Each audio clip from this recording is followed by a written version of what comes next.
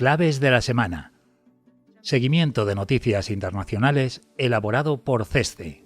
Comenzamos el repaso de hoy con el Fondo Monetario Internacional, que ha publicado la última actualización de su informe Perspectivas de la Economía Mundial, en el que señala un enfriamiento generalizado de la actividad económica. En 2023 el crecimiento mundial se moderará hasta el 3%, medio punto porcentual menos que el año pasado. Para 2024 las previsiones se han revisado ligeramente a la baja, hasta el 2,9%, como consecuencia del endurecimiento de la política monetaria. Según estos datos, el ritmo de variación del PIB seguirá un año más por debajo de la media histórica registrada entre 2000 y 2019, situada en un 3,8% anual. El enfriamiento de la actividad económica será especialmente intenso en Europa, donde el fondo ha revisado a la baja las previsiones y calcula que se registrará un discreto crecimiento del 0,7% en 2023 y del 1,2% en 2024. En el caso de Estados Unidos, la desaceleración será menor de lo previsto inicialmente, gracias al buen comportamiento de la inversión. Las previsiones son algo más favorables para las economías en desarrollo, con un dinamismo estimado en torno al 4%, tanto en 2023 como en 2024. Mientras tanto, las últimas estimaciones apuntan a un crecimiento menor de lo esperado en China, como consecuencia de los problemas que arrastra el sector inmobiliario y la atonía de la demanda interna. Respecto a la variación de precios, el FMI prevé que la inflación mundial se moderará en 2024 hasta el 5,8%, debido a las subidas de los tipos de interés y al alejamiento de los precios de las materias primas de los máximos alcanzados en 2022. Entre los principales riesgos que podrían alterar estas previsiones, destaca la posibilidad de que se produzcan nuevos acontecimientos negativos de orden geopolítico o un empeoramiento de la crisis del sector inmobiliario en China, un escenario que podría lastrar el crecimiento del gigante asiático y de los países exportadores de materias primas. Asimismo, el fondo advierte de la delicada posición de solvencia de más de la mitad de los países en desarrollo, que se ha agravado como consecuencia del endurecimiento de las condiciones financieras. Estas economías tienen una capacidad de maniobra muy estrecha para enderezar las cuentas públicas, por lo que no se pueden descartar que se produzcan en algunos casos tensiones en el cumplimiento de las obligaciones crediticias.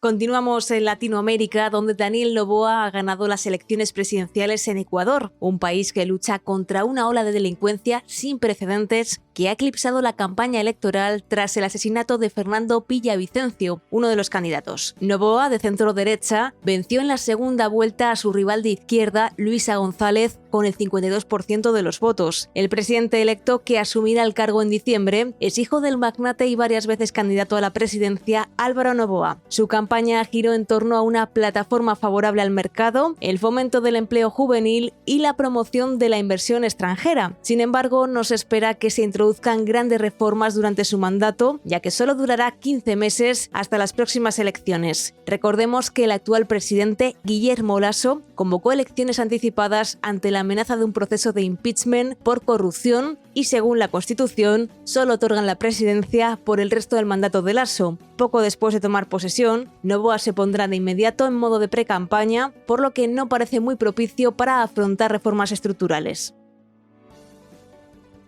Seguimos en Sri Lanka, que afirma haber llegado a un acuerdo con el Exim Bank de China para la reestructuración de su deuda, un paso clave para desbloquear el segundo tramo de financiación dentro del acuerdo firmado con el FMI, destinado a rescatar a la nación insular de una grave crisis económica. En un comunicado emitido el pasado 11 de octubre, el Ministerio de Finanzas declaró que el acuerdo con China cubre $4.200 millones de deuda pendiente y constituye un paso importante hacia la recuperación económica de Sri Lanka.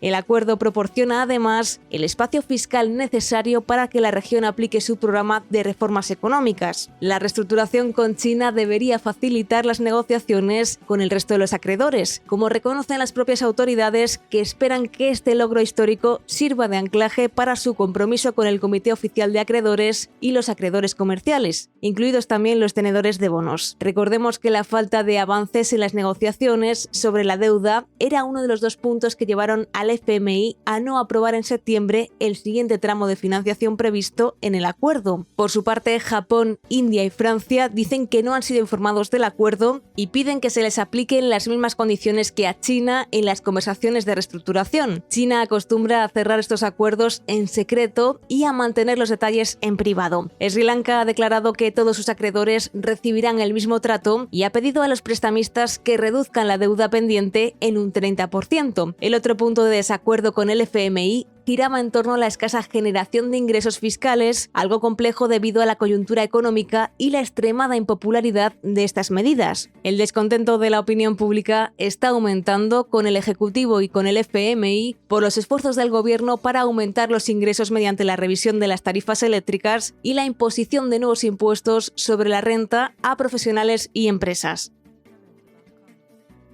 Y en Europa del Este, las autoridades rusas anunciaron ayer la reimposición de controles de capitales a 43 grandes exportadores de energía y otros recursos naturales. La medida se extenderá hasta el próximo mes de marzo, coincidiendo con la celebración de elecciones, en las que Putin opta a un quinto mandato. La medida pretende estabilizar el tipo de cambio del rublo y tuvo un impacto inmediato tras formalizarse el decreto. El rublo registró ganancias frente al dólar en la que fue su mejor jornada en lo que va de año. La decisión de las autoridades supone la vuelta a los duros requisitos que se introdujeron poco después de la invasión de Ucrania en febrero de 2022, cuando el rublo se desplomó y que solo se levantaron una vez que la moneda se hubo recuperado. En los últimos meses ha vuelto a desplomarse hasta el nivel psicológicamente importante de 100 rublos por dólar, en parte como consecuencia del deterioro del comercio y el aumento de los costes de financiación de la guerra. La necesidad de respaldar la moneda rusa es cada vez mayor debido a las sanciones y a la subida de los precios de importación, que contribuye al aumento de la inflación. Los elevados precios del petróleo podrían ayudar a Moscú a corto plazo, pero la situación podría ser insostenible a largo plazo.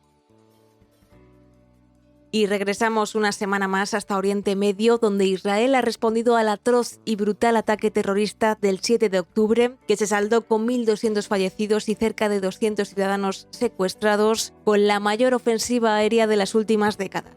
Acción, reacción, violencia frente a violencia. En apenas una semana, el país hebreo ha lanzado más de 6.000 proyectiles sobre Gaza. La campaña de bombardeos ha provocado hasta la fecha más de 2.500 fallecidos y cerca de 10.000 heridos, un balance que ya supera las cifras registradas en la que era hasta ahora la guerra más cruenta entre Israel y Hamás en 2014. En paralelo a la ofensiva aérea, continúa avanzando en los preparativos de la incursión terrestre. El primer ministro Benjamin Netanyahu aseguró recientemente que la siguiente fase de la operación militar está cerca. Para ello han movilizado a más de 360.000 reservistas y han desplegado numerosos vehículos blindados y de artillería a lo largo de la frontera. Desde el 9 de octubre, Tel Aviv ha impuesto un cerco total sobre la franja, bloqueando la entrada de alimentos, combustible y electricidad. Desde el 13 de octubre, además, ha solicitado a los habitantes del norte de Gaza que se desplacen al sur de la franja ante el inminente inicio de la invasión terrestre. En este contexto, el secretario general de la ONU, Antonio Guterres, ha afirmado que trasladar a más de 1 millón de personas a través de una zona de guerra densamente poblada a un lugar sin alimentos, ni agua ni alojamiento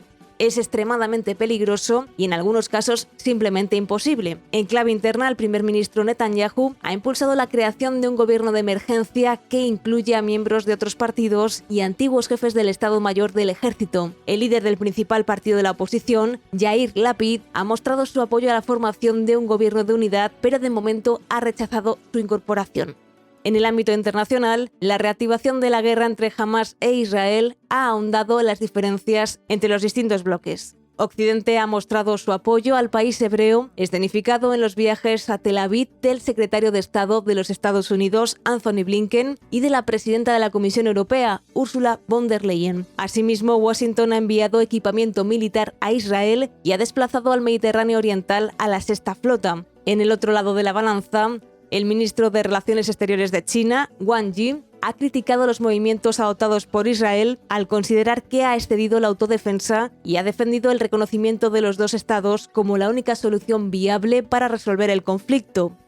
En clave regional, un buen número de países ha condenado los pasos dados por el ejecutivo de Netanyahu. En el comunicado publicado en los medios saudíes, la monarquía dirigida por la Casa Saud criticó el desplazamiento forzoso de 1 millón de civiles y reiteró la postura inquebrantable del reino al defender la causa palestina. Unas declaraciones que, según medios occidentales, han estado acompañadas de la suspensión de las negociaciones con Tel Aviv para normalizar las relaciones. En un tono más duro, el ministro de Exteriores de Jordania publicó un comunicado asegurando que el bloqueo de alimentos, medicinas, combustible y ayuda humanitaria constituye un crimen de guerra según el Convenio de Ginebra. Y lo que es más preocupante, el conflicto ha disparado el riesgo de que se produzca una escalada de las hostilidades a lo largo de la región. Los enfrentamientos entre la milicia libanesa de Hezbollah y el ejército israelí se han intensificado, provocando la muerte de civiles en ambos lados de la frontera y entre ellos un periodista de la agencia Reuters en el sur del Líbano. Al mismo tiempo, las fuerzas aéreas israelíes han llevado a cabo el mayor bombardeo de los últimos años sobre los aeropuertos sirios de Damasco y de Alepo. El ataque ha dejado ambas instalaciones fuera de servicio, una ofensiva que ha sido interpretada por los analistas como un aviso para Irán. Por su parte, Teherán ha adoptado en los últimos días un tono más beligerante. El ministro de Exteriores de Irán, Hossein Amir Abdullahian, ha señalado que la posibilidad de que se inicien nuevos frentes aumenta cada hora y ha insistido en que el país persa no será un mero espectador ante los crímenes cometidos en Gaza. Oriente Medio se encuentra en un momento especialmente delicado, donde el riesgo de que se produzca una extensión del conflicto se ha convertido en una posibilidad real. La materialización de este escenario dependerá en buena medida de la magnitud de la campaña militar que lleve a cabo Israel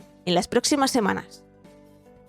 Mientras, en África, en la reunión anual del Fondo Monetario Internacional y el Banco Mundial, celebrada este año en Marrakech, se ha avanzado que el memorando de entendimiento de reestructuración de la deuda de Zambia está casi finalizado y en el caso de Ghana se han producido progresos. Esto supone un gran paso para la recuperación de la estabilidad en ambos países. En el caso de Zambia, que llegó a un acuerdo preliminar el pasado junio, la firma definitiva del mismo le permitirá reestructurar 6.300 millones de dólares de obligaciones externas. Así, en la próxima década deberá hacer frente a pagos por valor de 750 millones de dólares, una cuantía 8 veces menor a lo calendado antes de la reestructuración. Además, también podrá acceder a los 1.300 millones de dólares del programa de apoyo del FMI aprobado en agosto de 2022. No obstante, este acuerdo solo incluye deuda bilateral, por lo que el próximo paso será llegar a un pacto con los acreedores privados. Ghana se encuentra algunos pasos por detrás en su proceso de reestructuración, pero los avances logrados en los últimos meses permiten cierto optimismo. Se espera que se llegue a un acuerdo con los acreedores bilaterales antes de finalizar el año. Y cerramos el boletín de hoy en Europa, donde las empresas operadoras del gasoducto Balticconnector, que une Finlandia con Estonia, detectaron una bajada imprevista de la presión en la tubería. Aunque aún no ha trascendido el origen de la fuga, se sospecha que Rusia podría estar detrás del presunto sabotaje, ya que un carguero ruso estuvo cerca del gasoducto dañado los días 6 y 8 de octubre. Durante la noche del 7 al 8, la sección finlandesa del gasoducto se fracturó y un cable de telecomunicaciones que discurre paralelo pero a cierta distancia también resultó dañado en aguas estonias. A diferencia de los gasoductos Nord Stream 1 y 2, que sufrieron 2 explosiones, en el caso del Balticconnector parece que se rompió como consecuencia del uso de una fuerza mecánica. Al conocerse la noticia de la fuga, la cotización del TTF holandés, el indicador de referencia del gas en Europa, repuntó hasta superar los 50 euros por megavatio hora, el precio más elevado desde el pasado mes de abril. Si se confirma la teoría del sabotaje ruso, se pondría en evidencia de nuevo la vulnerabilidad de las infraestructuras estratégicas occidentales. Y hasta aquí nuestro repaso de noticias internacionales. Recuerda que puedes consultar más desde el apartado de comunicación Claves de la Semana en nuestra web www.ceste.com. Hasta la semana que viene.